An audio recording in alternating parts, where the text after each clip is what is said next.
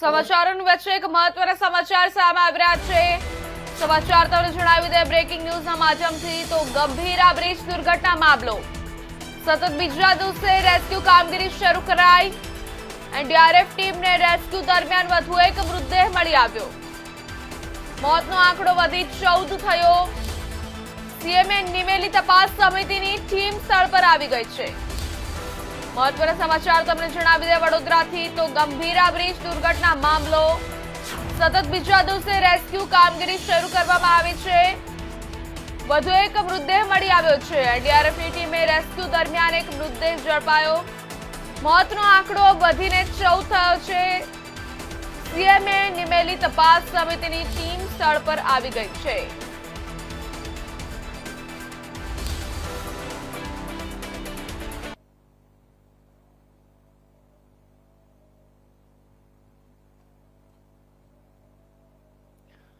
મહત્વના સમાચાર તમને જણાવી દે વડોદરાથી જે ખૂબ જ દુઃખદ ઘટના બની હતી કાલે ગંભીરા બ્રિજ દુર્ઘટના મામલો સતત બીજા દિવસે રેસ્ક્યુ કામગીરી હાથ ધરવામાં આવી છે।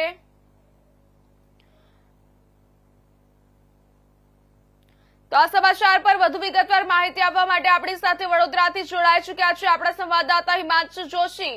હિમાંશુ, પૂછવા માંગીશ કે હજુ કેટલા લોકો ગુમ છે અને અંગે કોઈ માહિતી સામે આવી છે ખરી? જી પ્રેરણા, હું આપને જણાવી દઉં કે ગઈકાલે જે ગંભીરા બ્રિજ અકસ્માત બનાવ બન્યો હતો તેમાં સતત બીજા દિવસે પણ રેસ્ક્યુ કામગીરી હમણાં હાલમાં પણ યુદ્ધના ધોરણે હાથ ધરાઈ રહી છે। એનડીઆરએફની ટીમને રેસ્ક્યુ દરમિયાન આજે વધુ એક મૃતદેહ મળી આવ્યો હતો, જેને બહાર કાઢીને એના પોસ્ટમોર્ટમ માટે મોકલી આપવામાં આવ્યો હતો। અત્યાર સુધીમાં જોવા જઈએ તો કુલ મૃત્યુઆંક 14 નોંધાઈ ચૂક્યો છે કે 14 લોકોએ પોતાનો જીવ આ બ્રિજ દુર્ઘટનામાં ગુમાવ્યો છે। સીએમએ નિમેલી તપાસ સમિતિ આજે સ્થળ પર પહોંચીને સ્થળની સમીક્ષા અને સ્થળનું નિરીક્ષણ કરીને તેનો રિપોર્ટ તૈયાર કરવાની કામગીરી હમણાં હાથમાં ધરાઈ રહી છે। ગઈકાલ રાતથી જ કલેક્ટર સહિતના ઉચ્ચ અધિકારીઓ સમગ્ર રેસ્ક્યુ કામગીરી પર પોતાનું ધ્યાન બનાવીને સ્થળ પર જ હાજર છે। જી પ્રેરણા। જી હિમાંશુ, સ્થળ પર હાલની સ્થિતિ કેવી છે? જી હાલમાં પણ અત્યારે પણ જોવા જઈએ તો રેસ્ક્યુ કામગીરી યુદ્ધના ધોરણે ચાલુ છે।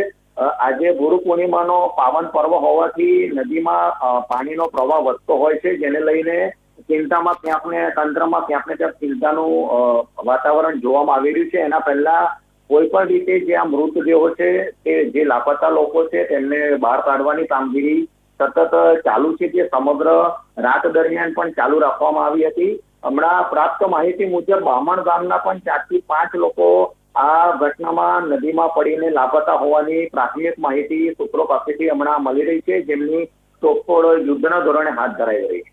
જી મેડમ। જી હિમાંશુ, તપાસ સમિતિ હજી સુધી શું કોઈ વિગતો આપી છે ખરી?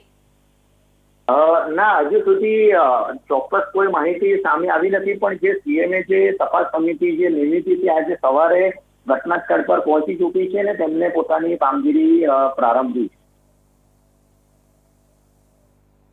જી હિમાંશુ।